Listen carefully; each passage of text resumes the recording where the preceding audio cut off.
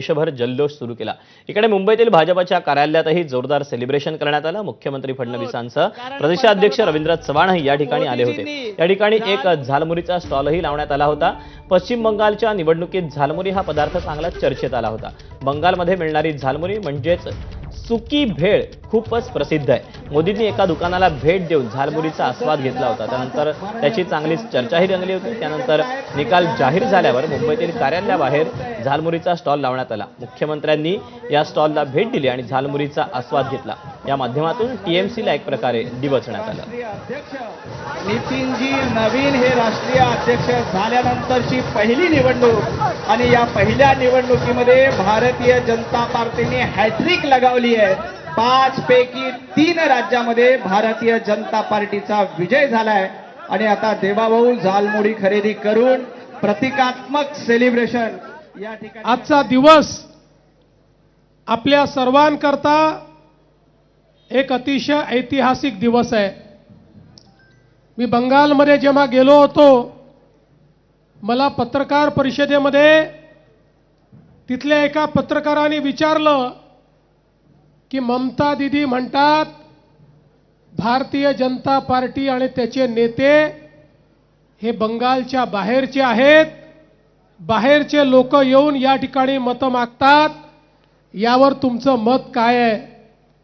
मी त्यांना सांगितलं, आमच्या भारतीय जनता पार्टीची निर्मिती ज्यांनी केली ते श्यामा प्रसाद मुखर्जी हेच बंगालचे होते। त्यामुळे खरा बंगालचा पक्ष जर कुठला असेल तर तो भारतीय जनता पक्ष आहे। बंगालच्या लोकांनी ज्या प्रकारे प्रधानमंत्री नरेंद्र मोदीजींवर विश्वास ठेवून केवळ परिवर्तन नाही, बंगालमध्ये महापरिवर्तन करून दाखवलं। परिवर्तन नाही, महापरिवर्तन। पश्चिम बंगालच्या भाजपच्या विजयानंतर राजकीय प्रतिक्रिया काय आल्या त्याही आपण पाहूया। 5 राज्यात गुंडागर्दी, तिथली दहशत, तिथलं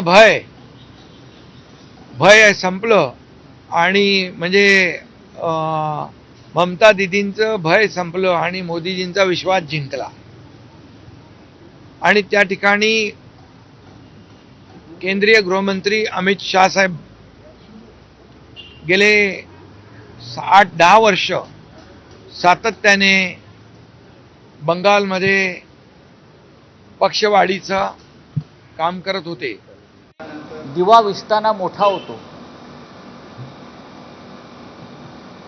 दिवा विस्ताना मोठा होतो, हे माझं वाक्य तुम्ही लिहून ठेवा। पश्चिम बंगाल जिंकल्या, दिव्याची एक वात जास्त पेटली, दिवा विस्ताना मोठा होतो। एनडीएच्या पतनाची ही सुरुवात असं मी मानतो।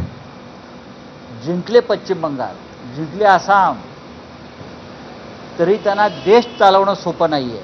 एवढे वर्षानंतर ममता बनर्जी का खेल खत्म, खेला खत्म होबे और ये खेला खत्म कर दिया बंगाल के लोगों ने। आणि याच पद्धतीने मी मनापासून आमचे देशाचे प्रधानमंत्री मोदीजींचं अभिनंदन करन। लोक म्हणतात मोदी है तो मुमकिन है। ममता बॅनर्जीचा अहंकार तुटला। ममता बॅनर्जीचं ज्या पद्धतीने महिलांची सुरक्षाबद्दल जे हलगर्जीपणा होता,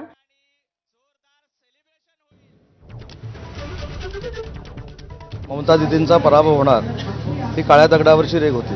त्याच्यामुळं मला असं वाटतं याच्यामध्ये काही नवल नाही।